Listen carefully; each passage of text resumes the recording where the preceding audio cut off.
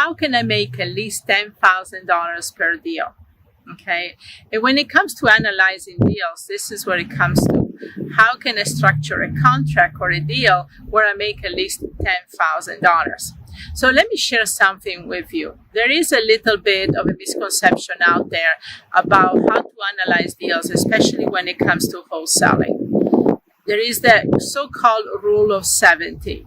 Some of you have heard of that, right? The rule of 70 basically says that you never should offer more than what 70% of what you plan to sell the property for.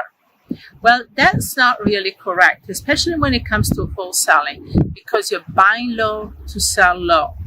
So at the end of the day, you want to make at least $10,000 or more when you're wholesaling. So with that in mind, what I personally do is look at properties, what they actually sold for in the area. And I look over the last 90 days, especially in this time, during these times, things are changing rapidly. So you don't want to go too far back, up to 90 days prior to. But look at what similar properties have sold for and come up with an average. So let's say, for example, in the area, you find out the property is sold anywhere from between 100 to 120,000.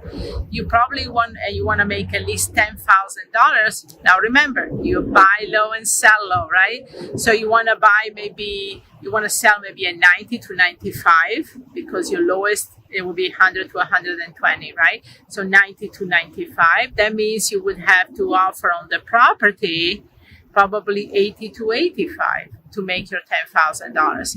So I actually look at the actual values of properties that sold. What did they actually sell for?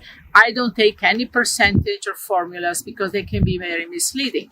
Now let's take an example. If a property is going to sell for $400,000 or $500,000, 70% of that would be $120,000 to $150,000 off. So now how many sellers do you think will actually go along with something like that? Probably not many. So you really want to be realistic there, because at the end of the day, you want to do deals. As a wholesaler, you want to do 5, 10 or more deals a month.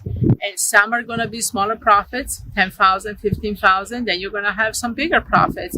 But they're all good because it keeps your business moving. It keeps money coming in and builds up your buyer list. So with that said, number one, takeaways, don't use the rule of 70. Look at the properties that actually sold in the area in the next 90 days. Take the lowest of the average value and go even lower as far as your selling potential. And then make sure you have at least a $10,000 to $15,000 profit in there for you to walk away with. So keep in mind these takeaways and you will do really well and make your $10,000 per day.